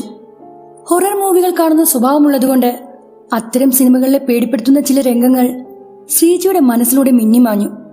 അത് തന്റെ തോന്നലാണോ എന്ന് ഉറപ്പിക്കാൻ അവൾ വീണ്ടും ജനൽ ചില്ലിലേക്ക് നോക്കി. മനുഷ്യരൂപം പോലെ എന്തോ ഒന്ന് അവിടെ നിൽപ്പുണ്ട്. പക്ഷേ അതൊരു മനുഷ്യനായി തോന്നിയില്ല. ഭയം കൊണ്ട് അവളുടെ തൊണ്ട വരണ്ടുപോയി. വല്ലാത്തൊരു തണുപ്പ് അവളെ പൊതിഞ്ഞു. ജനലിലേക്ക് മുഖം ചേർത്ത് നിന്ന ആ രൂപത്തിന്റെ നീലൻ മുടിയിഴകൾ കാറ്റിൽ പറന്നു. പക്ഷേ അതിന്റെ കണ്ണുകൾ കരിമ്പൂച്ചയുടേതുപോലെയുള്ള ആ തിളങ്ങുന്ന മഞ്ഞക്കണ്ണുകൾ ഒരു മനുഷ്യന്റേതായി തോന്നിയതേയില്ല. ഇരുട്ടിൽ പതുങ്ങി നിന്ന ആ രൂപം ഇരയെ കണ്ട ഒരു കടുവയെപ്പോലെ ആക്രമിക്കാൻ തയ്യാറെടുക്കുകയാണെന്ന് അവൾക്ക് തോന്നി. എത്രയും പെട്ടെന്ന് അവിടെ നിന്ന് തിരിഞ്ഞോടണമെന്ന് ആഗ്രഹിച്ചെങ്കിലും ശ്രീജയ്ക്ക് അവളുടെ കൈകാലുകൾ അനക്കാനായില്ല. നിശബ്ദമായ ഇരുട്ടിൽ അതിന്റെ ഉച്ചത്തിലുള്ള മുരൾച്ച കൂടി കേട്ടപ്പോൾ തന്റെ ഹൃദയം നിന്നു പോകുമെന്ന് അവൾക്ക് തോന്നി. ആ മുരൾച്ച പിന്നീട് ഒരു അട്ടഹാസമായി മാറി. അരണ്ട നിലാവെളിച്ചത്തിൽ കണ്ട ആ രൂപം ശ്രീജയുടെ കൺമുന്നിൽ വ്യക്തമായി. വിചിത്രമായ ഒരു സ്ത്രീരൂപം. അങ്ങേയറ്റം കറുത്ത മെല്ലിച്ച ആ സ്ത്രീ കീറിപ്പറിഞ്ഞ ഒരു വസ്ത്രമാണ് ധരിച്ചിരിക്കുന്നത്. ആ കീറിത്തൂങ്ങിയ വസ്ത്രങ്ങൾക്കിടയിലൂടെ അവളുടെ വീർത്തുന്തിയ ഉദരം കാണാമായിരുന്നു. അതിൽ നിന്ന് ആ സ്ത്രീ ഗർഭിണിയാണെന്ന് അവൾക്ക് മനസ്സിലായി. വിരൂപിയായ ആ സ്ത്രീ തന്റെ കൂർത്തുവളഞ്ഞ നഖങ്ങൾ കൊണ്ട് ജനാലച്ചില്ലിൽ പലതവണ മാന്തി. അങ്ങേയറ്റം ഭയാനകമായ ആ കാഴ്ച കണ്ടു നിൽക്കാൻ അവൾക്കായില്ല. പേടിച്ചരണ്ടുപോയ ശ്രീജ കണ്ണുകൾ പൊത്തിക്കൊണ്ട് ഉറക്കെ അലറിക്കരഞ്ഞു. എന്താ, എന്തു പറ്റി ശ്രീജെ? ഇന്ദ്രജിത്തിന്റെ ശബ്ദമായിരുന്നു അത്. നീ എന്താ ഇവിടെ നിൽക്കുന്നത്? എപ്പോഴാ നീ മുറിയിൽ നിന്ന് ഇറങ്ങിപ്പോയത്? എന്നെ എന്താ വിളിക്കാതിരുന്നത്? ശ്രീജ യാതൊന്നും പറയാതെ ഇന്ദ്രജിത്തിന്റെ കയ്യിൽ മുറുക്കെ പിടിച്ചു. അവൾ ആകെ പേടിച്ച് വിറച്ചു നിൽക്കുകയാണെന്ന് മനസ്സിലാക്കിയ അവൻ ആദ്യം അവളെ ആശ്വസിപ്പിച്ചു. എന്താ നിനക്ക് പറ്റിയത്? നീ ആകെ വിയർത്ത് കുളിച്ചല്ലോ. ഇന്ദ്രൻ അവളെ മുറിയിൽ കൊണ്ടുപോയി ഇരുത്തി. പിന്നീട് അവൾക്ക് കുടിക്കാനായി ഒരു ഗ്ലാസ് വെള്ളം നൽകി. വെള്ളം കുടിച്ച് അല്പനേരം കഴിഞ്ഞപ്പോഴേക്കും ശ്രീജയൊന്ന് ശാന്തമായി. അവളുടെ ഇരിപ്പും ഭാവവും കണ്ട് അവൻ വീണ്ടും ചോദിച്ചു, എന്താ ഉണ്ടായത്? നീ എന്തിനാ ഒറ്റയ്ക്ക് എവിടേക്ക് പോയത്? ഞാൻ ബാത്റൂമിൽ പോയതാ. ഞാൻ ഏട്ടനെ പല പ്രാവശ്യം വിളിച്ചതാ. പക്ഷേ ഇന്ദ്രേട്ടൻ നല്ല ഉറക്കമായിരുന്നു. ശ്രീജ ഉണ്ടായ സംഭവങ്ങൾ വിശദീകരിച്ചു. എന്ത് അസംബന്ധമാണ് ഈ പറയുന്നത്? ആ ഇരുട്ടിൽ ആരവിടെ പതുങ്ങി നിൽക്കാനാ? അതുമല്ല, നിനക്ക് ഈ സ്ഥലത്തെപ്പറ്റി കൂടുതലൊന്നും അറിയില്ല. ഈ എസ്റ്റേറ്റിനടുത്തെങ്ങും ഒരു വീട് പോലുമില്ല. നിനക്കങ്ങനെ തോന്നിയതാവും ശ്രീജെ. നിന്റെ അലർച്ച കേട്ട് അച്ഛൻ എണീക്കാഞ്ഞത് ഭാഗ്യം. ഇന്ദ്രൻ അവളെ പലതും പറഞ്ഞ് ആശ്വസിപ്പിച്ചു. അവന്റെ അരികെ ചേർന്ന് അവൾ കിടന്നെങ്കിലും അവൾക്ക് ആ രാത്രി ഉറക്കം വന്നില്ല. പക്ഷെ താൻ കണ്ടതൊന്നും ഒരു ഭ്രമക്കാഴ്ചയായിട്ട് അവൾക്ക് അപ്പോഴും തോന്നിയില്ല. അപ്പോൾ തന്നെ ഇന്ദ്രജിത്ത് പടികൾ കയറി ടെറസിലേക്ക് പോയി. ശ്രീജ പറഞ്ഞ കാര്യങ്ങൾ അങ്ങനെയങ്ങ് വിട്ടുകളയാൻ അവനും തോന്നിയില്ല. അവൾ പറഞ്ഞതുപോലെ അവിടെ അങ്ങനെ ഒരാൾ നിൽക്കുകയാണെങ്കിൽ ടെറസിൽ നിന്ന് നോക്കിയാൽ അയാളെ ടെറസിലെത്തിയതും വല്ലാത്തൊരു തരം തണുപ്പ് അവനെ ആകമാനം പൊതിഞ്ഞു. ഇന്ദ്രൻ അവിടെയെല്ലാം ചുറ്റി നടന്നു നോക്കി. പക്ഷേ ആ ഭാഗത്തെങ്ങും ആരെയും കണ്ടില്ല. സ്റ്റെയർ ഇറങ്ങുന്നതിന് മുൻപായി അവൻ അവിടെ നിന്നുകൊണ്ട് പിന്നിലെ വിശാലമായ ഗ്രൗണ്ടിലേക്ക് നോക്കി. ദേവദാരു മരങ്ങൾ വരിവരിയായി നിൽക്കുന്ന ആ ഭാഗത്തായി 2 പേർ നിൽക്കുന്നു. പക്ഷേ ആ കാഴ്ച വ്യക്തമല്ലായിരുന്നു. അതിനാൽ ഇന്ദ്രൻ ടെറസിന്റെ ഒരു കോണിലേക്ക് ചെന്ന് നിന്നുകൊണ്ട് ദൂരേക്ക് നോക്കി. അരണ്ട നിലാവെളിച്ചത്തിൽ നിൽക്കുന്നത് ഒരു സ്ത്രീയാണ്. അവളുടെ തൊട്ടടുത്തായി ഒരു പുരുഷനുമുണ്ട്. അവരുടെ മുഖം വ്യക്തമായി കാണാൻ കഴിയുന്നില്ലായിരുന്നെങ്കിലും വന്യത നിറഞ്ഞ തിളക്കമുള്ള അവരുടെ കണ്ണുകൾ ആ ഇരുട്ടിലും വ്യക്തമായി കാണാൻ കഴിയുന്നുണ്ടായിരുന്നു. മനുഷ്യർക്ക് അത്രയും കണ്ണുകളില്ല. ചില നിശാചരന്മാരായ മൃഗങ്ങൾ കാണുന്ന ഇരുട്ടിൽ തിളങ്ങുന്ന കണ്ണുകളുള്ളവർ. ശ്രീജ പറഞ്ഞതുപോലെ തന്നെ ആ സ്ത്രീ പ്രഗ്നന്റ് ആണെന്ന് അവന് മനസ്സിലായി. അങ്ങ് ദൂരെ നിൽക്കുന്ന ആ 2 രൂപങ്ങളെയും കൂടുതൽ വ്യക്തമായി കാണാൻ ശ്രമിച്ചതോടെ നിഴലുകൾ പോലെ തോന്നിച്ച ആ മനുഷ്യരൂപങ്ങൾ ഇരുട്ടിൽ പുക പോലെ അന്തരീക്ഷത്തിലേക്ക് മറഞ്ഞുപോയ ആ കാഴ്ച കണ്ട് ഇന്ദ്രൻ ആകെ പകച്ചുപോയി. ഭയന്നുപോയ അവൻ തിടുക്കത്തിൽ പടികളിറങ്ങി മുറിയിലേക്ക് നടന്നു.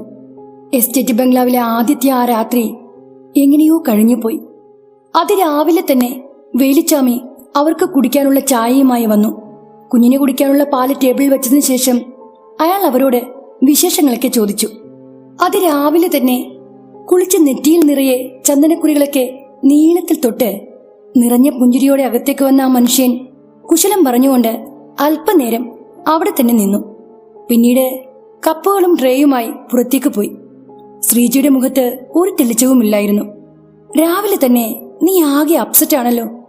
ഏട്ടൻ എത്ര പറഞ്ഞാലും ഇന്നലെ കണ്ട കാഴ്ചകൾ അതൊന്നും വെറും തോന്നലല്ലെന്ന് ഞാൻ വിശ്വസിക്കില്ല. എന്റെ ഈ കണ്ണുകൾ കൊണ്ട് കണ്ടതാ. ആ കാഴ്ച സത്യമായിരുന്നു. അതിന് തെളിവുണ്ട്. എന്ത് തെളിവ്? എന്തൊക്കെയാ ശ്രീജ നീ ഈ പറയുന്നത്? പുറത്തുള്ള ആ വലിയ ഗ്ലാസ് വിൻഡോയിൽ അവിടെ ചെന്നൊന്ന് നോക്ക്.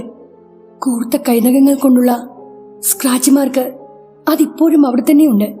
ഞാൻ പറഞ്ഞതൊന്നും ഇന്നേട്ടൻ വിശ്വസിച്ചില്ലല്ലോ. പക്ഷേ ആ അടയാളം അത് കള്ളമല്ല. ഇന്നലെ രാത്രിയിൽ വിരൂപിയായ ഒരു സ്ത്രീയെ ഞാനിവിടെ കണ്ടതാ. ഇന്ദ്രേട്ടാ, എനിക്ക് വല്ലാത്ത പേടി തോന്നുകയാ. ഇന്നലെ രാത്രിയിൽ ഞാൻ ഒട്ടും ഉറങ്ങിയിട്ടില്ല. ഈ സ്ഥലം ശരിയല്ല.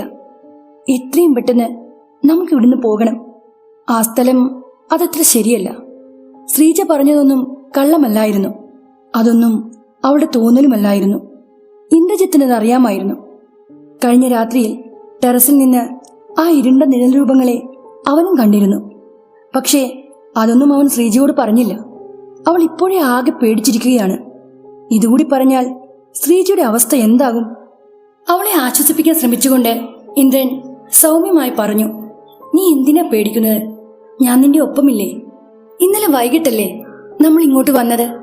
അപ്പൊ പിന്നെ ഇന്ന് തന്നെ എങ്ങനെയാ നമ്മൾക്കിവിടുന്ന് മടങ്ങിപ്പോകാനാവുക? അതുകൂടാതെ അച്ഛൻ നമ്മളെ ഇങ്ങോട്ടേക്ക് കൊണ്ടുവന്നതിന് പിന്നിൽ ഒരു പ്രധാനപ്പെട്ട കാര്യമുണ്ടല്ലോ. അത് പൂർത്തിയാകാതെ ഇവിടുന്ന് അങ്ങനെ പോകാൻ പറ്റില്ല. ശ്രീജയുടെ മുഖം എന്നിട്ടും തെളിഞ്ഞില്ല. അവൾ പിറുപിറുത്തു. ഈ സ്ഥലത്ത് ഒരു നെഗറ്റീവ് ശക്തിയുണ്ട്. ഇവിടെ താമസിക്കുന്നത് സേഫ് അല്ല. ശ്രീജ പ്ലീസ്, നീ ഹൊറർ മൂവികൾ കാണുന്നതൊന്ന് നിർത്ത്. അങ്ങനെയുള്ള മൂവികൾ ഒരുപാട് കാണുന്നത് കൊണ്ടാ നിനക്കിങ്ങനെയൊക്കെ തോന്നുന്നത്. നിനക്ക് നല്ല ക്ഷീണമുണ്ട്. ഒന്ന് വിശ്രമിച്ചാൽ തീരുന്ന പ്രശ്നമേ ഉള്ളൂ. അന്ന് പകല് പ്രത്യേകിച്ചൊന്നും തന്നെ സംഭവിച്ചില്ല. കുറച്ചുനേരം പുറത്തേക്ക് ഒന്ന് ചുറ്റിക്കറങ്ങിയതിനു ശേഷം നേരെ മിരുട്ടുന്നതിന് മുമ്പേ അവർ ബംഗ്ലാവിൽ തിരിച്ചെത്തി. അനന്തനാരായണൻ എന്തോ അത്യാവശ്യ കാര്യങ്ങൾക്കായി പുറത്തെവിടെയോ പോയിരിക്കുകയായിരുന്നു. സന്ധ്യ ആയപ്പോഴേക്കും അയാളും തിരിച്ചെത്തി. അത്താഴം കഴിക്കുന്നതിന് തൊട്ടു മുന്നേ അയാൾ ഇന്ദ്രനെ തന്റെ മുറിയിലേക്ക് വിളിപ്പിച്ചു. ഇന്ദ്ര, നാളെ ഈ പ്രോപ്പർട്ടി വാങ്ങിക്കാമെന്ന് പറഞ്ഞ ആള് വരും. അതുകൊണ്ട് നീ നാളെ ഇവിടെ തന്നെ കാണണം. മറ്റന്നാൾ അതിരാവിലെ തന്നെ നമുക്ക് ഇവിടുന്ന് പോകാം. ശരി അച്ഛാ, ഞാൻ ഇവിടെ തന്നെ ഉണ്ടാകും. അച്ഛനോട് സംസാരിച്ചതിന് ശേഷം ഇന്ദ്രൻ അത്താഴം കഴിച്ച് ബെഡ്റൂമിലേക്ക് പോയി. ശ്രീജയാണെങ്കിൽ ഒന്നും കഴിക്കാതെ നേരത്തെ തന്നെ കിടന്നിരുന്നു. പക്ഷേ അന്ന് രാത്രി ഒരു പാതിര ആയപ്പോൾ എന്തൊക്കെയോ ശബ്ദം കേട്ട് ഇന്ദ്രൻ ഉറക്കത്തിൽ നിന്ന് ഞെട്ടി ഉണർന്നു. മുറിയിലാകെ കണ്ണിൽ കുത്തുന്ന ഇരുട്ടായിരുന്നു. സ്വിച്ച് ഓണായിരുന്നിട്ട് കൂടിയും ബൾബ് തെളിയാതിരുന്നതിനാൽ കറണ്ട് പോയതാണെന്ന് ഇന്ദ്രന് മനസ്സിലായി. പുറത്തുനിന്ന് അപ്പോഴും എന്തൊക്കെയോ ശബ്ദങ്ങൾ കേൾക്കുന്നുണ്ടായിരുന്നു. അതെന്താണെന്ന് അറിയുവാനായി അവൻ പുറത്തേക്ക് നടന്നു. വാതിൽ തുറന്നതും മനംപുരട്ടലുണ്ടാക്കുന്ന ഒരുതരം അസഹനീയമായ ദുർഗന്ധം ഇന്ദ്രൻ അനുഭവപ്പെട്ടു. ജീർണിച്ച മാംസത്തിൻ്റേതുപോലെയുള്ള ഒരു ദുർഗന്ധമായിരുന്നു അത്. ഇന്ദ്രൻ ചെവികൾ കൂർപ്പിച്ചു. ആരോ എന്തൊക്കെയോ ചവച്ചു തിന്നുന്ന ശബ്ദമാണ് കേൾക്കുന്നത്. കിച്ചണിലേക്ക് നടക്കുന്ന സമയത്ത് ഇന്നലെ രാത്രിയിൽ താൻ കണ്ട ആ കറുത്തിരണ്ട രൂപങ്ങളെക്കുറിച്ചുള്ള ഓർമ്മകൾ അവന്റെ മനസ്സിലേക്ക് ഓടി വന്നു. കിച്ചന്റെ വാതിൽ തുറന്ന് അകത്തേക്ക് പ്രവേശിച്ചതും വല്ലാത്തൊരു തണുപ്പ് ഇന്ദ്രനെ പൊതിഞ്ഞു. പക്ഷേ ആ ശബ്ദം അപ്പോഴേക്കും നിലച്ചിരുന്നു. തന്റെ കയ്യിലിരിക്കുന്ന മൊബൈൽ ടോർച്ചിന്റെ വെട്ടത്തിൽ അവൻ ചുറ്റുപാടും നോക്കി. അവിടെയെങ്ങും ഒന്നുമില്ലായിരുന്നു. മെയിൻ ഡോർ തുറന്ന് പുറത്തേക്കിറങ്ങി നോക്കിയാലോ എന്ന് അവന് തോന്നി. പക്ഷേ ശ്രീജ എണീറ്റാൽ ബെഡിൽ തന്നെ കാണാണ്ടായാൽ ഭയന്ന് അവൾ ഉറക്കെ നിലവിളിച്ചെന്ന് വരാം. ആ ചിന്തയിൽ ഇന്ദ്രൻ തിരിഞ്ഞു നടക്കാൻ ഒരുങ്ങിയതും തന്റെ ചെവികൾക്ക് തൊട്ട് പിന്നിലായി മുമ്പ് കേട്ട അതേ ശബ്ദം അവൻ കേട്ടു. അതോടെ അവൻ വെട്ടിത്തിരിഞ്ഞ് പിറകിലേക്ക് നോക്കി. ഇല്ല, ഒന്നുമില്ല. പക്ഷേ എന്തോ ഒരു വല്ലായ്മ തോന്നിയ ഇന്ദ്രൻ മുകളിലേക്ക് നോക്കി. ചോര മരവിക്കുന്നൊരു കാഴ്ച. പേടികൊണ്ട് അവന്റെ കാൽമുട്ടുകൾ കൂട്ടിമുട്ടി. താൻ ചവിട്ടി നിൽക്കുന്ന സ്ഥലം കീഴ്മേൽ മറിയുമെന്ന് അവന് തോന്നിപ്പോയി. മൊബൈൽ ടോർച്ചിന്റെ അരണ്ട വെട്ടത്തിൽ ഹാളിലെ ഫാനിൽ കറുത്തിരുണ്ട ഒരു മനുഷ്യരൂപം തലകീഴായി തൂങ്ങിക്കിടക്കുന്നു. അതൊരു സ്ത്രീയായിരുന്നു. അതിന്റെ ചുള്ളിക്കമ്പ് പോലുള്ള മെല്ലിച്ചുണങ്ങിയ കാലുകൾ ഫാനിൽ ഉടക്കിയിട്ടുകൊണ്ട് അത് തലകീഴായി തൂങ്ങിക്കിടക്കുകയാണ്. ആ രൂപത്തെ കണ്ട് ജീവനുള്ളൊരു മനുഷ്യനായി അവന് തോന്നിയില്ല. ചതുപ്പിൽ നിന്ന് എഴുന്നേറ്റ് വന്നതുപോലെയുള്ള വഴുവഴുപ്പ് നിറഞ്ഞ ആ കറുത്തിരണ്ട രൂപത്തിൽ നിന്ന് അസഹനീയമായ ദുർഗന്ധം ആ അന്തരീക്ഷത്തിൽ നിറഞ്ഞു. അതിന്റെ നനവുള്ള ജടകിട്ടിയ നീലൻ മുടി പാമ്പിൻ കൂട്ടങ്ങളെപ്പോലെ തോന്നിച്ചു. ആഴമേറിയ കൺകുഴികളിലെ ആ കനൽ തിളക്കം, ആ മഞ്ഞ കണ്ണുകളുടെ നോട്ടം ഇന്ദ്രന് നേർക്കായിരുന്നു. ഒന്നുറക്കെ കരയാൻ ശ്രമിച്ചെങ്കിലും അവൻ അതിന് കഴിഞ്ഞില്ല. തന്റെ കാലുകൾ നിലത്തുറച്ചു പോയതുപോലെയാണ് അവന് തോന്നിയത്. അതുകൊണ്ട് തിരിഞ്ഞോടാൻ പോലും അവനായില്ല. പേടിച്ചരണ്ട് അനക്കമറ്റ് ഇന്ദ്രൻ അങ്ങനെ നിന്നുപോയി. താൻ കൺമുന്നിൽ കാണുന്നത് ഒരു ദുരാത്മാവിനെയാണെന്ന് അവൻ ഇതിനകം മനസ്സിലാക്കി കഴിഞ്ഞിരുന്നു. വിരൂപിയായ ആ സ്ത്രീരൂപം, അതിന്റെ കറുത്തിരുണ്ട നനവ് പടർന്ന നീലൻ നാവ് ഇന്ദ്രന് നേർക്ക് നീട്ടിയതും വിചിത്രമായ ഒരു കാര്യം സംഭവിച്ചു. അവന്റെ ശരീരത്തിനു ചുറ്റും നീല നിറത്തിലുള്ള ഒരു പ്രഭാവലയം പ്രത്യക്ഷമായി. അതിന്റെ ചൂടേറ്റ് ആ സ്ത്രീരൂപം ഉറക്കെ അലറിക്കൊണ്ട് എവിടെയോ അപ്രത്യക്ഷമായി. പിന്നെ മുന്നും പിന്നും നോക്കാതെ ഇന്ദ്രൻ ഓടി അകത്ത് കയറി വാതിലടച്ച് കുറ്റിയിട്ടു. പക്ഷേ ശ്രീജ, അവളെവിടെ? ഇന്ദ്രൻ അവളെ ഉറക്കെ വിളിച്ചു. മറുപടി ഉണ്ടായില്ല. ശ്രീജ മുറിയിലില്ലായിരുന്നു. അവളെ അവിടെ കാണാഞ്ഞതോടെ തിടുക്കത്തിൽ അകത്തേക്ക് ഓടിക്കയറിയ ഇന്ദ്രൻ വന്നതുപോലെ തന്നെ പുറത്തേക്കിറങ്ങി. പലതവണ ശ്രീജ എന്ന് ഉറക്കെ വിളിച്ചെങ്കിലും അവളുടെ യാതൊരു ശബ്ദവും കേട്ടില്ല. ഇന്ദ്രന്റെ ഹൃദയം ക്രമാതീതമായി ഇടിച്ചു തുടങ്ങി. ശ്രീജയ്ക്ക് അരുതാത്തത് എന്തെങ്കിലും സംഭവിച്ചോ എന്ന ചിന്തയിൽ അവന് ഭ്രാന്ത് പിടിക്കുന്നത് പോലെ തോന്നി. മേണ്ടോറ് തുറന്ന് പുറത്തേക്കിറങ്ങിയപ്പോഴേ മാംസം ചീഞ്ഞഴുകിയതുപോലുള്ള ആ ദുർഗന്ധം അവന്റെ മൂക്കിലേക്ക് തുളച്ചു കയറി. ഇതിനകം കയ്യിലിരുന്ന മൊബൈലും പൊടുന്നനെ പണിമുടക്കി. അത് സ്വിച്ച് ഓഫ് ആയി. ഫ്ലാഷ് ലൈറ്റ് നിലച്ചുപോയ സമയത്ത് പുറത്തെ വലിയ ചില്ല് ജനാലയുടെ അരികിൽ മാത്രം ഒരു വെള്ളി വെളിച്ചം പരക്കുന്നതായി ഇന്ദ്രന്റെ ശ്രദ്ധയിൽപ്പെട്ടു. ആ ഒരു ഭാഗത്ത് മാത്രമേ ആ പ്രകാശമുള്ളൂ. ചില്ല് ജനാലയ്ക്കരികിലെത്തിയതും അവൻ ഭഗച്ചുപോയി. ശ്രീജ അനക്കമറ്റ് ഒരു തൂണുപോലെ ഭിത്തിയോട് ചേർന്നിങ്ങനെ നിൽക്കുകയാണ്. അവളുടെ തൊട്ടുമുന്നിൽ നന്നേ മെല്ലിച്ച പൊക്കമുള്ള ഒരു കറുത്ത പുരുഷരൂപം നിൽക്കുന്നു. ഇരുട്ടിൽ തിളങ്ങുന്ന കരിമ്പൂച്ചയുടേതുപോലുള്ള അതിന്റെ കണ്ണുകളുടെ നോട്ടം അവളുടെ മുഖത്തേക്കായിരുന്നു. അവൻ ആ കാഴ്ച കണ്ടു നിൽക്കാനായില്ല. ശ്രീജിയുടെ അരികിലേക്ക് അവൻ പാഞ്ഞതും ആ കറുത്തിരുണ്ട പുരുഷരൂപം വെപ്രാളം കൊണ്ടതുപോലെ അവനെ ഒന്ന് നോക്കി. പിന്നീട് കർപ്പൂരത്തിൽ നിന്നുയരുന്ന പുക പോലെ അന്തരീക്ഷത്തിൽ അത് അലിഞ്ഞു ചേർന്നു. ചലനം പറ്റി നിന്ന് ശ്രീജിയെ കുലുക്കി വിളിച്ചുകൊണ്ട് അവൻ ചോദിച്ചു, നിനക്ക് കുഴപ്പമൊന്നുമില്ലല്ലോ? നീ എന്തിനാ ഒറ്റയ്ക്കിവിടേക്ക് വന്നത്?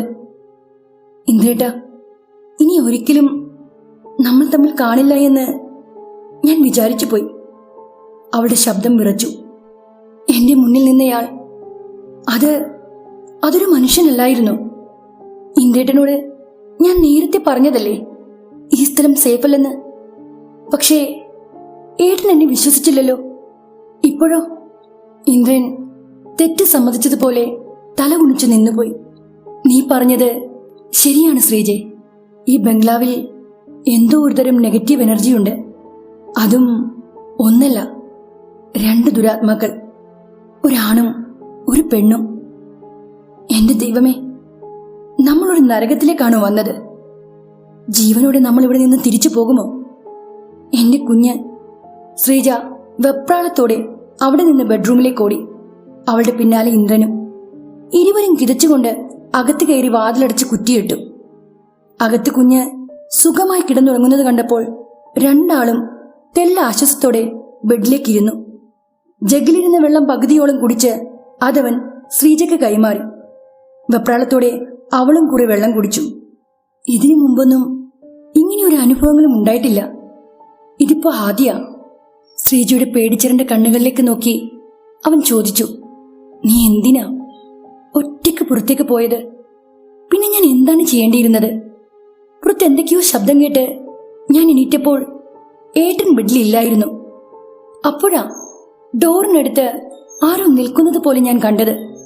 ഞാൻ പലതവണ വിളിച്ചു നോക്കി, പക്ഷേ ഇന്ദ്രേട്ടൻ വിളി കേട്ടില്ല. അതാ ഞാൻ പുറത്തേക്ക് വന്നത്. എന്റെ തൊട്ടുമുന്നിലായി ഒരാൾ നടന്നു പോകുന്നത് കണ്ടപ്പോൾ അത് ഏട്ടനായിരിക്കുമെന്ന് ഞാൻ കരുതിപ്പോയി. ബൾബുകളെല്ലാം വോൾട്ടേജ് ഇല്ലാത്തതുപോലെ മങ്ങിയാ കത്തിയത്. അതുകൊണ്ട് ആളെ വ്യക്തമായി കാണാനും കഴിഞ്ഞില്ല. പുറത്തെ ആ വലിയ ജനലിന്റെ അരികിൽ എത്തിയപ്പോഴാ അബദ്ധം പറ്റിയതാണെന്ന് മനസ്സിലായത്. നിലാവ് പോലെ ആ ഭാഗത്താകെ ഒരു വെളിച്ചമായിരുന്നു. അവിടെ ഞാൻ ഒരാളെ കണ്ടു. ചോരയിൽ മുങ്ങിയ ആ ജീവനില്ലാത്ത മുഖം, അയാളുടെ തുറന്നു പിടിച്ച വായിലെ കൂർത്ത പല്ലുകൾ. ശ്രീജ ഭയം കൊണ്ട് കണ്ണുകൾ പൊത്തി. ഇന്ദ്രൻ അവളുടെ പാറിപ്പറന്ന മുടിയിഴകൾ ഒതുക്കി വെച്ചുകൊണ്ട് അവളുടെ തലയിൽ തലോടി. ഏട്ടൻ അവിടേക്ക് വന്നതും എന്റെ മുന്നിൽ നിന്ന ആ രൂപം എവിടെയോ മറഞ്ഞു. ശ്രീജ പറഞ്ഞത് കേട്ടപ്പോൾ താൻ അടുക്കളയിൽ കണ്ട ആ സ്ത്രീരൂപത്തെ പറ്റിയാണ് ഇന്ദ്രൻ ഓർത്തത്. ഗതികിട്ടാതലയുന്ന രണ്ട് ദുരാത്മാക്കൾ. അവർ ആരായിരിക്കും? എന്തിനായിരിക്കും ഈ എസ്റ്റേറ്റ് ബംഗ്ലാവിൽ അവർ അലഞ്ഞു തിരിയുന്നത്?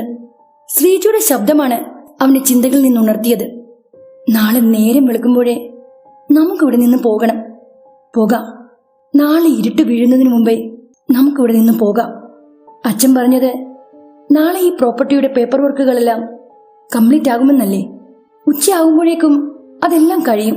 പിന്നെ ഒരു നിമിഷം പോലും നമുക്കിവിടെ നിൽക്കണ്ട. അത്രയും കാക്കണോ? നാളെ വെട്ടം വീഴുമ്പോഴേ നമുക്ക് നാട്ടിലേക്ക് തിരിക്കാം. പകലിവിടെ അങ്ങനെ പ്രശ്നങ്ങളൊന്നുമില്ല ശ്രീജെ. നമ്മൾ വന്ന കാര്യം നടന്നാൽ പിന്നെ ഒരിക്കലും ഇവിടേക്ക് വരേണ്ടി വരില്ലല്ലോ. അല്ലെങ്കിൽ പിന്നെ ഇക്കാര്യത്തിനായി എനിക്ക് അച്ഛനോടൊപ്പം. ഇതൊക്കെ പറഞ്ഞാൽ അച്ഛൻ വിശ്വസിക്കുമോ? ഞാൻ മാന്ത്രിക കഥകൾ എഴുതുന്നത് കൊണ്ട് ഇതെല്ലാം ഞാൻ മെനഞ്ഞുണ്ടാക്കിയ കഥകളാണെന്നേ അച്ഛൻ പറയൂ. നാളെ ആ പേപ്പർ വർക്കുകൾ കഴിഞ്ഞാൽ ഉടനെ നമുക്കെല്ലാവർക്കും ഇവിടെ നിന്ന് മടങ്ങാം. ഇന്ദ്രന്റെ വാക്കുകൾ കേട്ടപ്പോൾ ശ്രീജയ്ക്ക് ചെറിയൊരു ആശ്വാസം തോന്നി. ശരിയാ, നാളെ ഈ കാര്യങ്ങളെല്ലാം പൂർത്തിയായാൽ പിന്നെ ഇവിടേക്ക് ഒരിക്കലും വരണ്ട. അല്ലെങ്കിൽ പിന്നെ വീണ്ടും ഇവിടേക്ക് വരേണ്ടി വരും. ശ്രീജ ഇന്ദ്രന്റെ അരികിലേക്ക് ചേർന്ന് കിടന്നു. പക്ഷേ മനുഷ്യനൊന്നും വിചാരിക്കുന്നു, മറ്റൊന്നും നടക്കുന്നു. ഇന്ദ്രന് തന്നെ വാക്ക് പാലിക്കാൻ കഴിഞ്ഞില്ല. അടുത്ത ദിവസം പ്രോപ്പർട്ടി വാങ്ങാമെന്ന് പറഞ്ഞ ആ ആള് വന്നു. പേപ്പർ വർക്കുകളെല്ലാം ഭംഗിയായി പൂർത്തിയായി. പറഞ്ഞ പണവും കൈമാറി അവർ മടങ്ങിപ്പോയി. പക്ഷേ ഇന്ദ്രനും കുടുംബവും പുറപ്പെടാൻ ഒരുങ്ങിയപ്പോഴേ അന്തരീക്ഷമാകെ മാറി മറിഞ്ഞു. അതിശക്തമായ കാറ്റിൽ മരങ്ങൾ കടപുഴുകി. എല്ലാം കത്തിച്ചാമ്പലാകുമെന്ന് തോന്നിപ്പിക്കും വിധം കണ്ണഞ്ചിപ്പിക്കുന്ന മിന്നൽ പിണരുകൾ പാളി വീണു. വിറകൊള്ളിക്കുന്ന അതിഭയാനകമായ ഇടിനാദങ്ങൾ കേട്ട് കുഞ്ഞ് കരഞ്ഞു തുടങ്ങി. ശ്രീജയെയും കുഞ്ഞിനെയും ചേർത്ത് പിടിച്ചുകൊണ്ട് ഇന്ദ്രൻ ബെഡിലിരുന്നു. ഈ രാത്രി ഉറങ്ങാതെ കഴിച്ചു കൂട്ടാമെന്ന് അവൻ തീരുമാനിച്ചു. ജനലും വാതിലും ഭദ്രമായി അടച്ച് മുറിയിൽ മെഴുകുതിരികൾ കത്തിച്ചു വെച്ചുകൊണ്ട് അവൻ കാതോർത്തു. മഴ തുടങ്ങിയപ്പോഴേ കറണ്ട് പോയതാണ്. തുടരെയുള്ള മിന്നൽ പിണറിന്റെ വെട്ടം വെന്റിലേഷനിലൂടെ അകത്തേക്ക് കടന്നു വന്നുകൊണ്ടിരുന്നു. ക്ലോക്കിൽ മണി 1 കഴിഞ്ഞു. കുഞ്ഞ് ഉറക്കം പിടിച്ചു കഴിഞ്ഞിരുന്നു. കഴിഞ്ഞ 2 രാത്രികളിലും ഇരുവർക്കും നന്നായി ഉറങ്ങാൻ കഴിഞ്ഞിരുന്നില്ല. ഈ ഒരു രാത്രി കൂടി ഉണർന്നിരിക്കാൻ ശ്രമിച്ചെങ്കിലും ഇരുവരുടെയും കൺപോളുകൾക്ക് കനമേറി വന്നു. കുത്തിയിരുന്ന് ഉറക്കം തൂങ്ങിയപ്പോഴേക്കും പൊടുന്നനെ പുറത്തുനിന്ന് ഉറക്കിയുള്ള ഒരു നിലവിളി കേട്ട് ഇരുവരും ഞെട്ടിപ്പിടഞ്ഞെണീറ്റു. ആ ശബ്ദം അത് അനന്തനാരായണന്റേതായിരുന്നു. മരണം മുന്നിൽ കണ്ടതുപോലുള്ള ഒരുതരം അലർച്ചയായിരുന്നു അത്. അത് അച്ഛന്റെ ശബ്ദമാണല്ലോ. എന്തോ സംഭവിച്ചിട്ടുണ്ട്. ഇന്ദ്രൻ പുറത്തേക്കിറങ്ങാൻ ഭാവിച്ചതും ശ്രീജയും ബെഡിൽ നിന്ന് ചാടിപ്പിടഞ്ഞെണീറ്റു. ഈ നാശം പിടിച്ച സ്ഥലത്ത് നിന്ന് രാവിലെ തന്നെ പോകാമെന്ന് ഞാൻ പറഞ്ഞതല്ലേ? അപ്പോൾ ഏട്ടനത് കേട്ടില്ല. ഇപ്പോൾ എങ്ങനെ ഇരിക്കുന്നു? അവൾ കരച്ചിലിന്റെ വക്കോളം എത്തിയിരുന്നു. ശ്രീജ, നീ ഇവിടെ ഇരിക്കെ.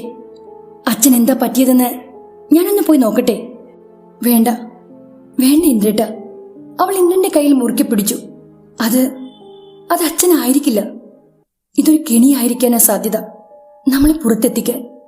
ഇന്ദ്രൻ അവളുടെ കൈ വിടുവിച്ചുകൊണ്ട് പറഞ്ഞു. ശ്രീജ, നമ്മൾ കണ്ടത് അത് പൈശാചിക ശക്തികളാണ്. അപ്പോൾ പിന്നെ അകത്തിരുന്നത് കൊണ്ട് മാത്രം നമ്മൾ സേഫ് ആകണമെന്നില്ല. അച്ഛൻ എന്താണ് പറ്റിയതെന്ന് എനിക്കറിയണം. നീ ഇവിടെ ഇരിക്കെ, ഞാൻ പോയി നോക്കിയിട്ട് വരാം. ഇന്ദ്രേട്ടൻ പുറത്തേക്ക് പോവുകയാണെങ്കിൽ ഞാനും വരും. ഈ ഒരു അവസ്ഥയിൽ ഒറ്റക്കേട്ടനെ പുറത്തേക്ക് അയക്കാൻ എനിക്ക് കഴിയില്ല. നിനക്ക് എന്താ പറഞ്ഞാൽ മനസ്സിലാകാത്തത്? ഒച്ച വെച്ച് കുഞ്ഞിനെ ഉണർത്തരുത്. നീ ഇവിടെ നിൽക്ക്, ഞാൻ പോയിട്ട് വരാമെന്ന് പറഞ്ഞില്ലേ?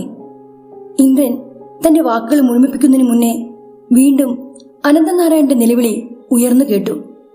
പിന്നീട് ഒരു നിമിഷം പോലും കളയാതെ അവൻ വാതിൽ തുറന്ന് പുറത്തേക്കോടി. പിന്നാലെ തന്നെ ശ്രീജയും പാഞ്ഞു.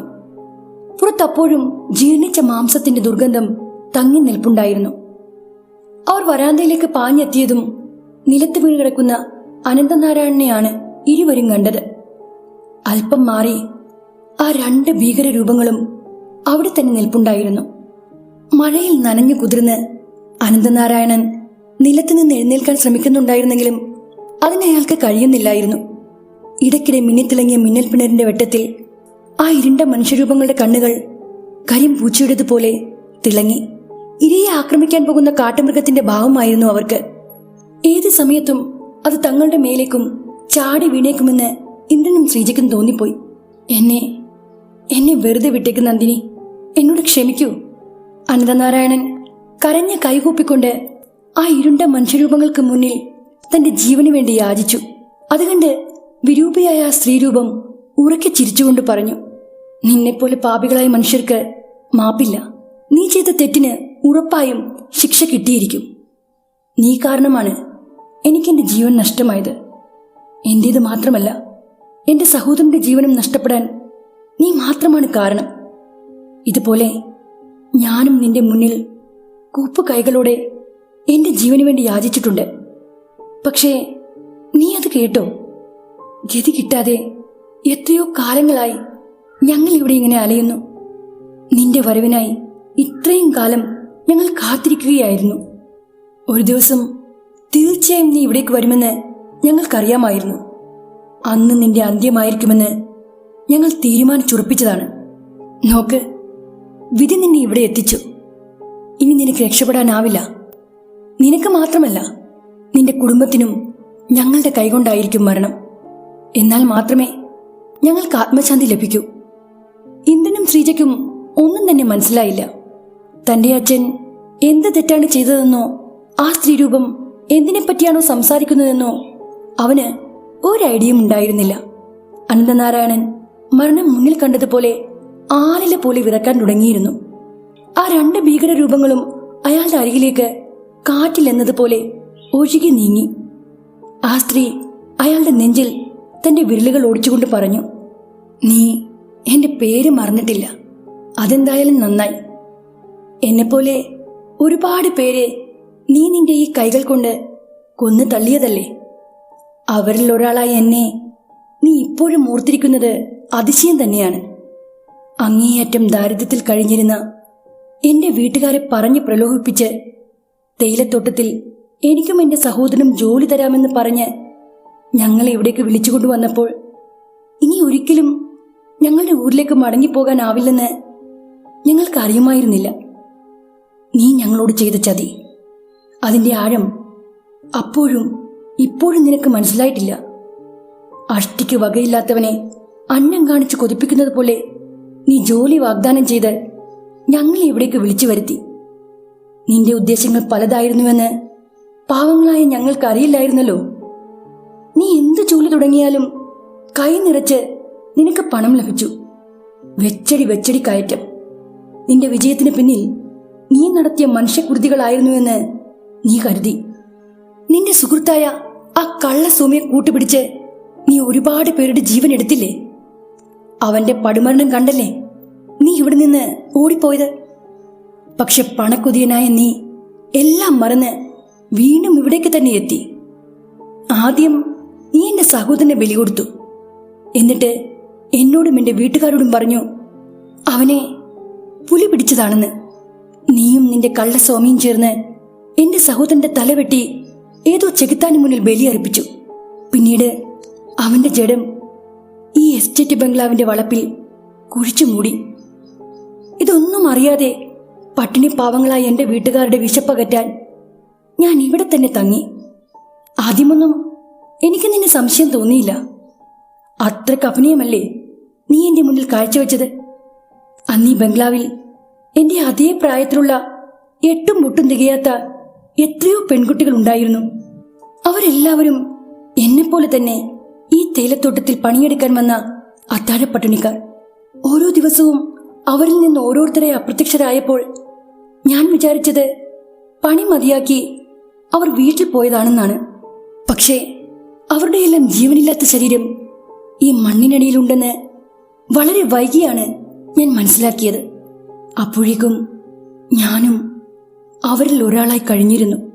പട്ടിണി മാറും, കയ്യിൽ പണം വന്നു ചേരും, കുളിച്ചീരനൊടുത്ത് പൂജയ്ക്കൊരുങ്ങി വന്നോളൂ എന്ന് പറഞ്ഞ് മുറിയിൽ നിന്ന് വിളിച്ചിറക്കി കൊണ്ടുപോകുമ്പോൾ ഒരു 16കാരിക്ക് അതിൽ ചതിയുണ്ടെന്ന് എങ്ങനെ മനസ്സിലാക്കാനാ? അതും ലോകവിവരമില്ലാത്ത കാട്ടുമുക്കിൽ കിടന്ന് വളർന്ന എന്നെ പോലെ ഒരുത്തിക്ക്.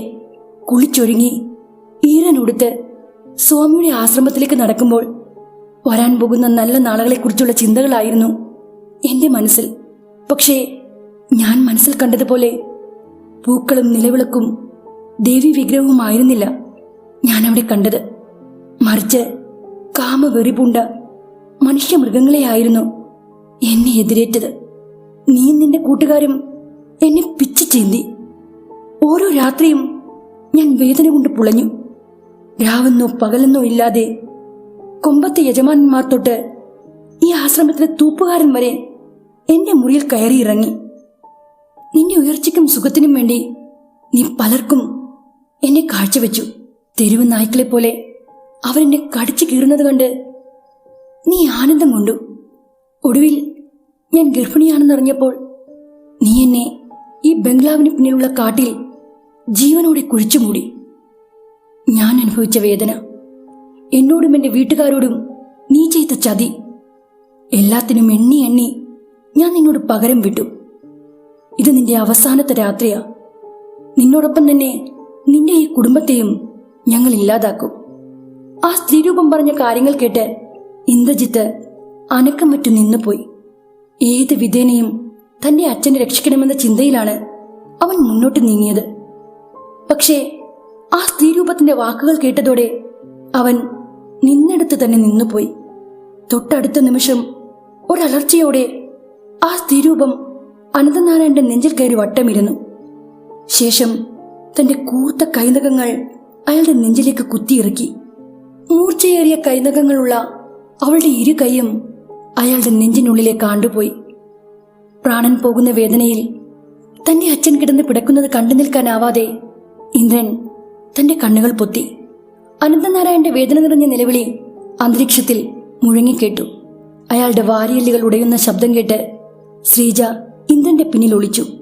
ഇടിപ്പ് നിലക്കാത്ത അയാളുടെ ഹൃദയം കയ്യിലെടുത്ത് ആ സ്ത്രീ ഭക്ഷിച്ചു തുടങ്ങി. പിന്നീട് അനന്തനാരായണന്റെ അനക്കമറ്റ ശരീരം ആ ഭീകര സത്വങ്ങൾ ചേർന്ന് രണ്ടായി വലിച്ചു കീറി. നെടുകെ പിളർന്നു പോയ അയാളുടെ ശരീര അവയവങ്ങൾ ചോരയിൽ നനഞ്ഞ് മണ്ണിൽ പുരണ്ടു.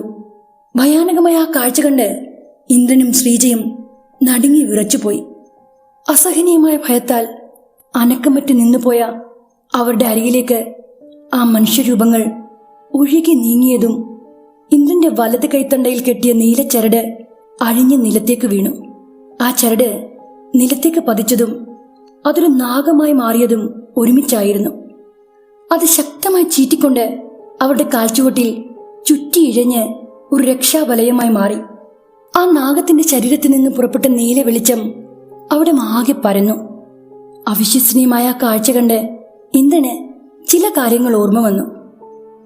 കുറച്ചു മാസങ്ങൾക്ക് മുമ്പ് ഒരു അമാവാസി രാത്രിയിൽ താരാപീഠത്തിലെ മഹാശ്മശാനത്തിൽ വെച്ച് ഒരു അഘോരി സന്യാസിന് സമ്മാനിച്ചതാണ് ആ ചരട്. അധികം വൈകാതെ വലിയൊരു അപകടം തനിക്ക് നേരിടേണ്ടതായി വരുമെന്ന് ആ യോഗിനിയായ കിന്നരൻ നേരത്തെ തന്നെ സൂചിപ്പിച്ചതാണ്. ഈ രക്ഷ ഉഗ്രരൂപിണിയായ അമ്മ തന്നെയാണ് എനിക്ക് സമ്മാനിച്ചത്. ഇനി ഇതിന് മാത്രമേ ഞങ്ങളുടെ ജീവൻ രക്ഷിക്കാനാവൂ. ഈ തിരക്ക് പിടിച്ച ജീവിതത്തിൽ ഇന്ദ്രൻ അക്കാര്യങ്ങളെല്ലാം തന്നെ പാടെ മറന്നിരുന്നു. ഈ ഒരു നിമിഷത്തിലാണ് അവനതെല്ലാം വീണ്ടും ഓർമ്മ വന്നത്. തന്റെ ഇഷ്ടദേവതയുടെ സാന്നിധ്യം മനസ്സിലാക്കിയ ഇന്ദ്രൻ ആ നിമിഷം തന്നെ അവിടെ നിന്ന് മനസ്സുരുക്കി പ്രാർത്ഥിച്ചു. അമ്മയുടെ മുന്നിൽ എനിക്കൊരു കാര്യങ്ങളും ഒളിക്കേണ്ടതായിട്ടില്ല. അച്ഛൻ ചെയ്ത പാപത്തിന്റെ ഫലം അച്ഛൻ അനുഭവിച്ചു.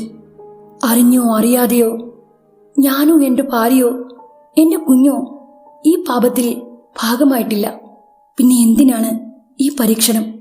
മറ്റൊരാൾ ചെയ്ത കുറ്റത്തിന് ഞങ്ങൾ എന്തിന് ശിക്ഷ ഏറ്റുവാങ്ങണം? ഞങ്ങളെ രക്ഷിക്കണേ. താരാദേവിയെ മനസ്സിൽ ധ്യാനിച്ച് ഇന്ദ്രൻ ശ്രീജയെ തന്നോട് ചേർത്ത് നിർത്തി. അവരുടെ നേർക്ക് തിരിഞ്ഞ ഭീകര സത്വങ്ങൾക്ക് നേരെ നാഗം പണം വിടർത്തി നിന്നു. പെട്ടെന്ന് അസാധാരണ വലിപ്പമുള്ള 2 ചെന്നായ്ക്കൾ കാട്ടിലെ ഇരുട്ടിൽ നിന്ന് ആ ഭാഗത്തേക്ക് നടന്നെടുത്തു. ധ്യാനത്തിലിരുന്ന കിന്നന്റെ പിന്നിലായി ആ അസാധാരണ വലിപ്പമുള്ള 2 ചെന്നായ്ക്കളെയും ഇന്ദ്രൻ അന്ന് ആ 2 ചെന്നായ്ക്കളും അവരുടെ അരികിലേക്ക് നീങ്ങിയ ഭീകര സത്വങ്ങളുടെ മേലേക്ക് കുതിച്ചു പാഞ്ഞു. അടുത്ത നിമിഷം തന്നെ ഉപ്പിൽ വീണ കുളയട്ടകളെപ്പോലെ ആ 2 ശക്തികളും തീർത്തും ദുർബലരായി. അധിക നേരം ആ ശക്തികൾക്ക് ചെന്നായ്ക്കളുടെ മുന്നിൽ പിടിച്ചു നിൽക്കാനായില്ല. ചെവി പൊട്ടുമാർ ഉച്ചത്തിൽ ദീനരോദനങ്ങൾ ആ അന്തരീക്ഷത്തിൽ മുഴങ്ങിക്കേട്ടു. നിമിഷങ്ങൾ കഴിഞ്ഞതും വല്ലാത്തൊരു നിശബ്ദത അവിടെ ആകം നിറഞ്ഞു. നിലത്ത് വീണുകിടന്ന സ്ത്രീയുടെയും പുരുഷന്റെയും വിരൂപമായ ശരീരം അപ്പോഴേക്കും ഒരുപിടി ചാരമായി മാറിക്കഴിഞ്ഞിരുന്നു. അതിൽ നിന്നുയർന്ന വെള്ളി വെളിച്ചം മെല്ലെ മെല്ലെ മേലേക്കുയർന്നു പോകുന്നതും നോക്കി ഇന്ദ്രനും ശ്രീജയും തെല്ലുനേരം അവിടെ തന്നെ നിന്നു. ആ പൊട്ടുവെളിച്ചം ആകാശത്തിൽ അപ്രത്യക്ഷമായതും വേർപെട്ട് കിടന്ന അനന്തനാരായണന്റെ ശരീരഭാഗങ്ങൾ കടിച്ചു വലിച്ചുകൊണ്ട് ആ ചെന്നായ്ക്കൾ കാട്ടിനുള്ളിൽ ഇരുട്ടിൽ എവിടെയോ മറഞ്ഞുപോയി.